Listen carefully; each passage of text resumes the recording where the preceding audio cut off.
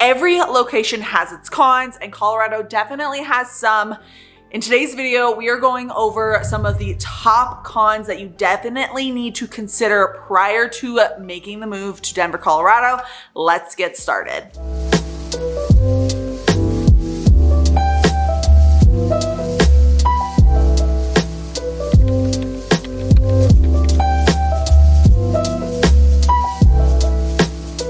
Welcome back to Colorado Living. I'm Nicole Baker. Today we're going over exactly that. But before we get started, you guys know the drill. I have to let you know I'm a licensed realtor here in this beautiful state. So if you've been considering relocating and you have questions, go ahead and reach out. My number and email are popping up. And if you're not quite ready to reach out, go ahead and subscribe. Post videos all about the relocation process and all the city and suburbs around the Denver area every Monday and Wednesday at 5 p.m. But let's get started in the cons.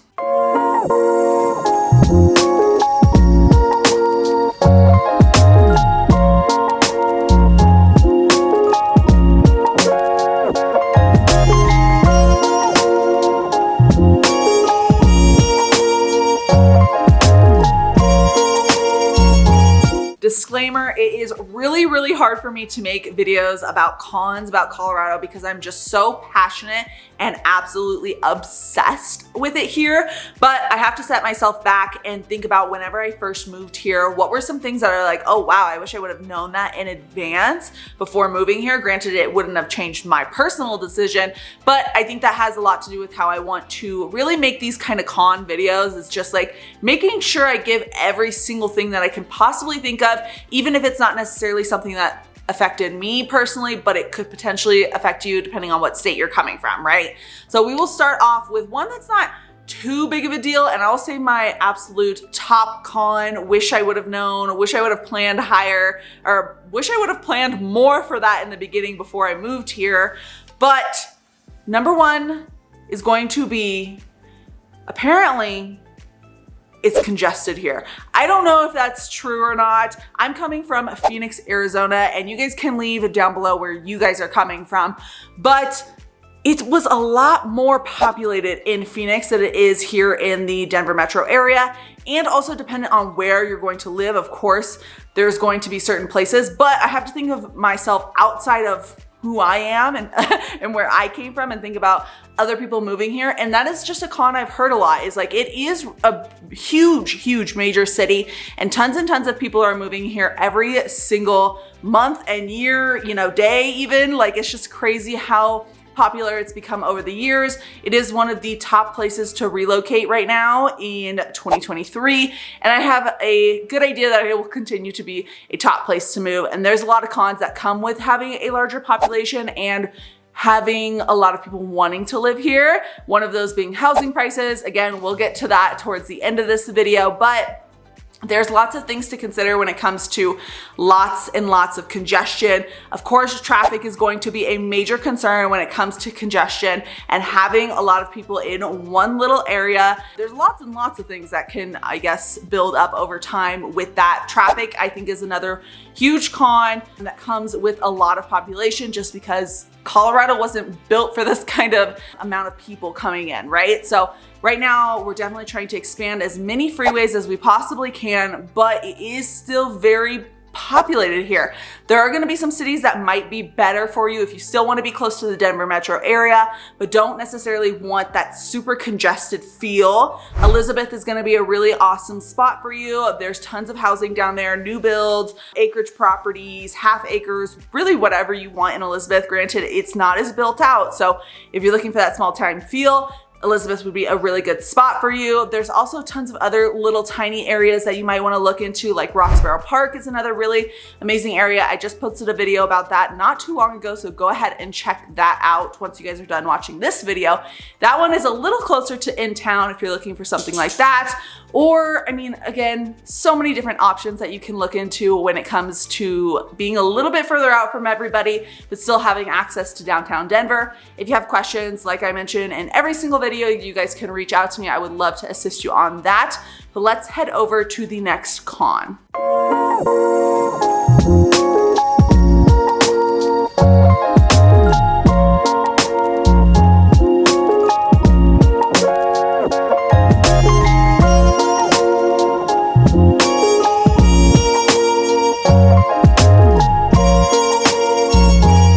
next con is another more simple one. It's just gonna be the lack of public transit.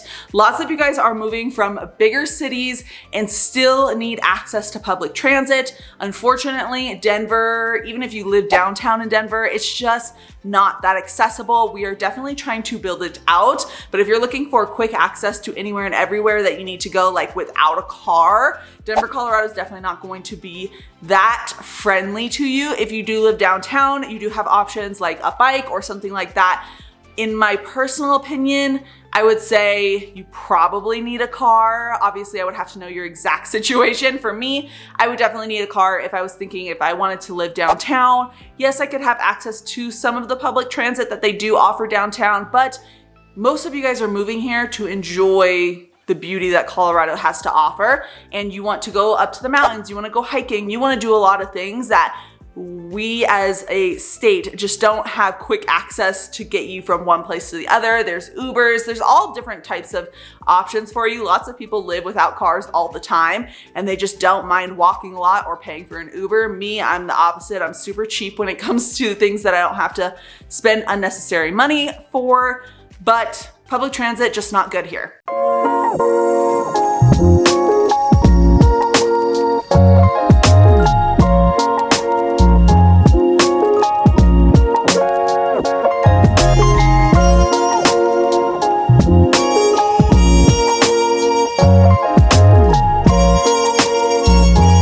Next one, and a pretty big one, is going to be weather.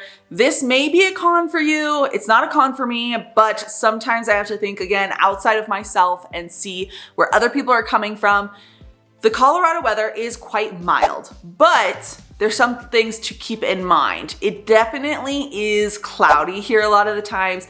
It's 300 days of sunshine. I don't know if that's exactly true. I think they're counting days where maybe it's like partially cloudy on one day, like part of the day, and then really sunny on the other days. It definitely rains here during the summer quite a bit. And then also during those winter seasons, it's not necessarily that it's super cloudy or anything like that, but you know, during the winter, it's just gray and dark outside, and you know, the days are shorter, all of those things. So if you do have seasonal depression, it would be a hard state to be in my personal opinion. You probably want to be in a lot sunnier of a state like Arizona, California, Texas, Florida, all of those kind of states, like coastal states, just because you're gonna be definitely getting a lot more sun. Especially me coming from Arizona, I got way more sun. I was honestly depressed the opposite way. With no rain, it made me sad because it really rarely was anything but sunny there. Coming here, I did realize right away that it was a lot more like weathery.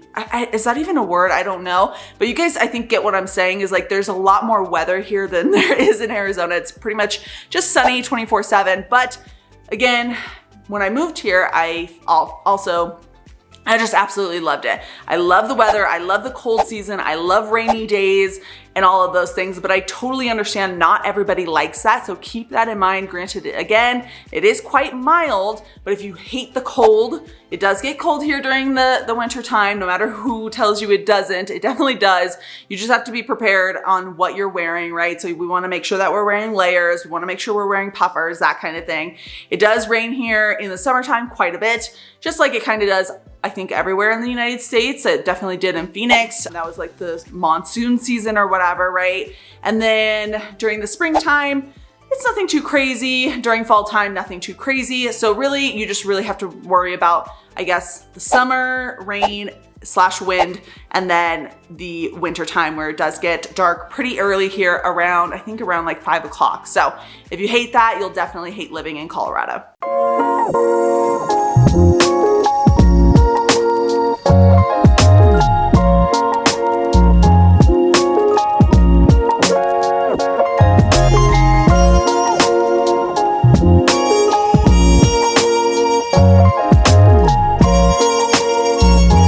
Next con is going to be natural disasters. I really never ever hear anybody mention these in their videos. So I wanted to definitely put that here. There are natural disasters here in Colorado, granted not as drastic as some of the other states. We have a very I would say it's not likely, right, for some of these natural disasters to happen.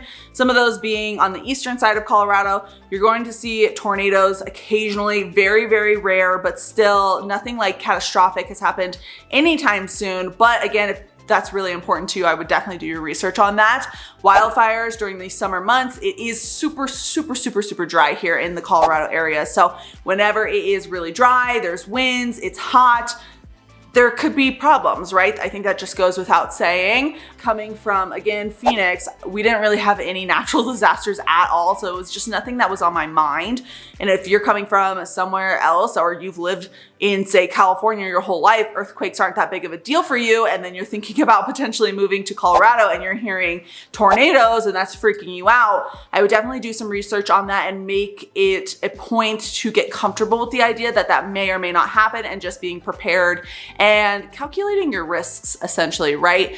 Granted, these two things don't happen quite often, especially in the suburb area, but just want to prepare you for the worst case scenario.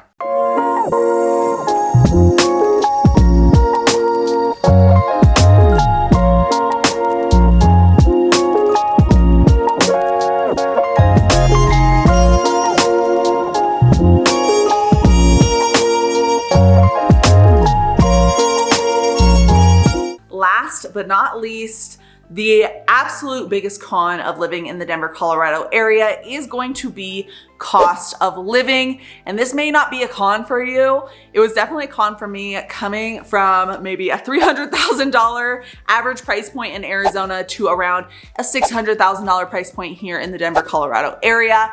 It is definitely hard with average price points being in that amount. It would definitely be very, very smart of you to plan in advance for that type of cost of living, because you would hate to move here and then realize it's just unrealistic for you to ever purchase a home here. I think that's a lot of people's goals. Granted, it's not everyone's goal. Lots of you guys move here, you're okay with living in an apartment, all that kind of thing. For a lot of other people who maybe potentially want to start families and they want to own a home and they want to kind of have that very, like, I would say typical, I don't know, I don't want to say like it in a negative way, but very standard American way of living, which is owning a home and starting a family and that kind of thing. It's definitely hard to do that if you do not have the proper salary. If you guys have questions on what you can afford and how much is a monthly payment here in the Denver, Colorado area, I can definitely hook you guys up with some numbers in regards to that. It is a very important question that you need to be asking yourself in order to prepare to move to the Denver, Colorado area. If you cannot afford it, it is a huge, huge con. You do not want to move here if you do not see yourself being able to purchase a home, because no one wants to be house poor. And even like some of the apartments here, granted, I don't help with apartments or rentals or anything like that, but I hear stories about how expensive these rentals are. And I'm like, oh my God, I cannot believe that that's how expensive it is to live in just like a 1-bedroom apartment, like a very basic, nothing too crazy apartment.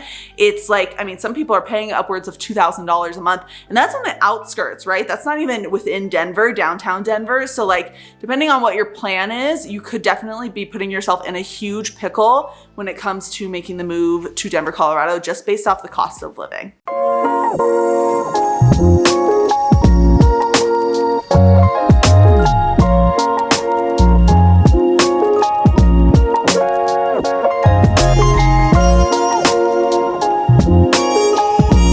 All right, guys, that's it for today's video. These cons are very, very true, very serious. Granted, I think there's so much more pros. If you guys want to see more information about Colorado and hear all of the positive things, right? Definitely go ahead and check out my channel. I post videos every Monday and Wednesday at 5 p.m. So don't forget to subscribe. If you felt this video was valuable, truthful, and it's going to help with your decision on making the move to Denver or not, go ahead and hit the thumbs up button. And if you have questions, my number and email are popping up. But until next time, guys, I will see you later. Bye.